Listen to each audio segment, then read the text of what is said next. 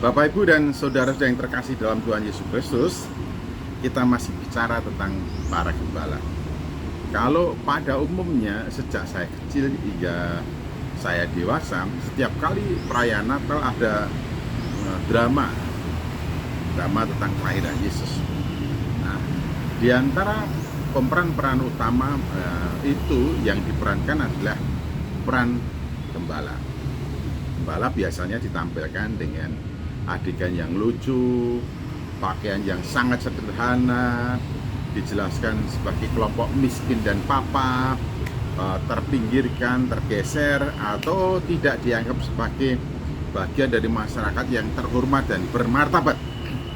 Namun kalau kita lihat dari faktualnya, peristiwa nyatanya, bahwa dari sekian banyak orang ternyata para gembala lah yang dijumpai oleh malaikat Tuhan. Bukan saja dijumpai oleh malaikat Tuhan, bahkan para gembala diangkat, ditempatkan pada posisi VIP ketika bala tentara surga datang dan dengan gegap gempita menyanyikan nyanyian yang sangat merdu kemuliaan bagi Allah di tempat yang maha tinggi, dan damai sejahtera di antara manusia yang berkenan kepadanya.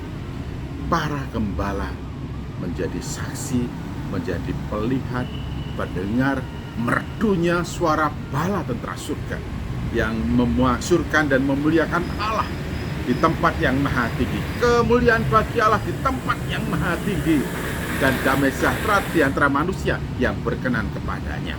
Para gembala mendengarkan merdunya suara bala tentara surga. Orkestra surgawi yang ditampilkan, ditunjukkan, dinyatakan menyambut kelahiran Yesus Kristus, Juru Selamat seluruh umat manusia, seluruh bangsa di kota Daud. Yesus Kristus Tuhan. Ya, gegap gempita bala tentara surga yang menyanyikan dengan nyanyian yang merdu, paduan suara akbar, dan para gembala duduk menyaksikan pada posisi VIP. Sebab selain dari para gembala tidak ada diceritakan ada orang yang lainnya. Ini berarti para gembala dibawa ke tempat yang tinggi, dimuliakan, dimartabatkan oleh Allah karena kehadiran Tuhan Yesus Kristus. Kita dapat contoh dan figur yang sangat luar biasa. Tuhan Yesus Kristus sendiri yang dalam keserupaan dengan Allah, bukan sebagai milik yang dipertahankan, melainkan telah mengosongkan diri menjadi sama dengan manusia dan mengambil rupa seorang hamba. Yesus merendahkan diri dalam posisi yang serendah-rendahnya, dan para gembala dimuliakan oleh Allah dalam kemuliaan yang sangat dahsyat. Bahkan di antara kita pun tidak ada yang pernah mengalami hal yang demikian, menyaksikan yang paduan suara yang spektakuler, yang sangat luar biasa. Kalau sudah demikian, siapakah di antara kita yang kemudian merasa diri hebat dan lalu merendahkan dan meremehkan orang lain? Ingat, Tuhan yang mempunyai kita, Tuhanlah yang mengerti esensi, hakikat, dan nilai martabat kita.